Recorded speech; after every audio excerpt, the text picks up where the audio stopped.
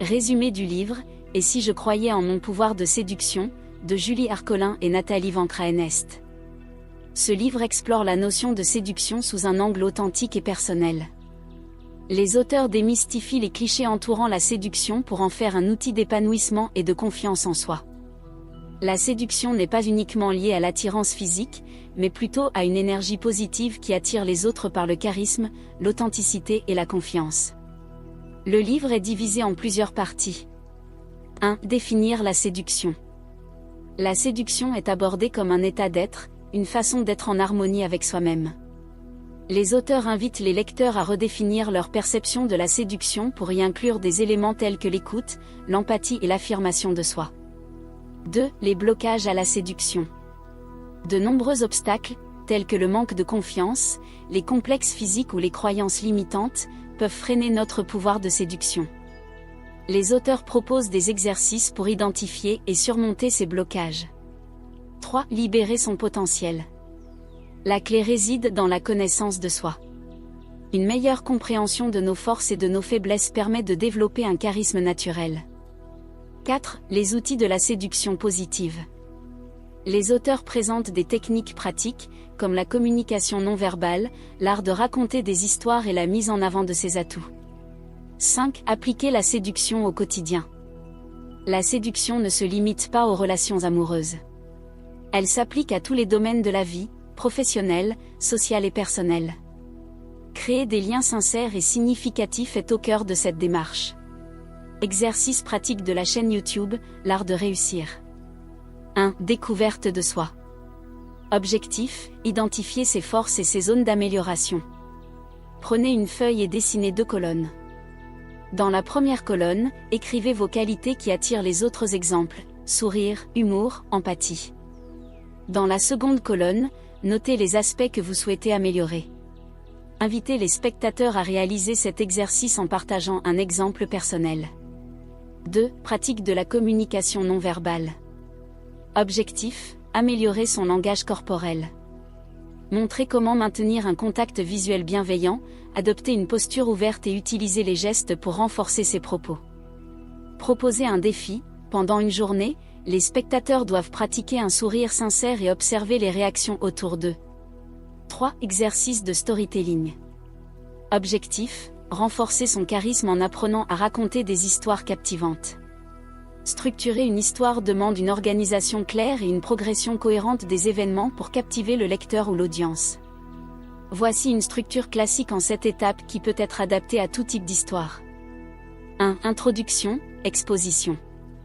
But, présenter le contexte, les personnages principaux, et la situation initiale. Conseil. O. Introduisez le héros ou le protagoniste. O. Établissez le cadre, lieu et époque. O. Faites allusion à un conflit potentiel ou une situation intrigante. Exemple, dans un petit village isolé, une jeune fille rêve de découvrir le monde. 2. Incident déclencheur. But, introduire un événement qui bouleverse la situation initiale et force le protagoniste à agir. Conseil. O. Cet événement peut être une menace, une opportunité, ou un accident. O. Assurez-vous qu'il soit inattendu mais logique. Exemple, un mystérieux étranger arrive au village avec une carte menant à un trésor. 3. Montée de l'action.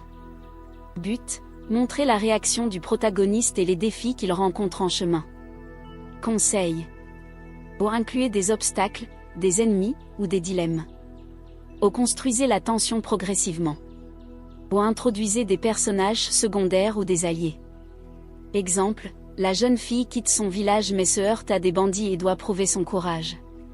4. Point culminant. But, atteindre le moment de tension maximale où tout se joue. Conseil. O. Faites en sorte que l'enjeu soit crucial pour le protagoniste. O. Cela peut être une bataille, une révélation, ou une décision difficile. Exemple, face au gardien du trésor, elle doit choisir entre fuir ou affronter ses pires peurs. 5. Résolution, dénouement. But, résoudre le conflit principal. Conseil. O. Montrer comment le protagoniste triomphe ou échoue. O. Offrez une conclusion satisfaisante à l'intrigue principale. Exemple, elle surmonte ses peurs, trouve le trésor, et décide de le partager avec son village. 6. Retombées. But, montrer les conséquences des actions du protagoniste. Conseil. O. Répondez aux questions laissées en suspens. O. Indiquez comment le personnage ou le monde a changé. Exemple, de retour chez elle, elle inspire son village à rêver au-delà de leurs limites. 7. Clôture. But, terminer sur une note mémorable. Conseil. O. Utiliser une phrase marquante, un parallèle avec le début, ou une ouverture pour une suite. Exemple, elle regarde le coucher de soleil, sachant que d'autres aventures l'attendent. Astuce supplémentaire. 1. Conflit et changement. Toute histoire repose sur un conflit, interne ou externe, et une évolution du protagoniste.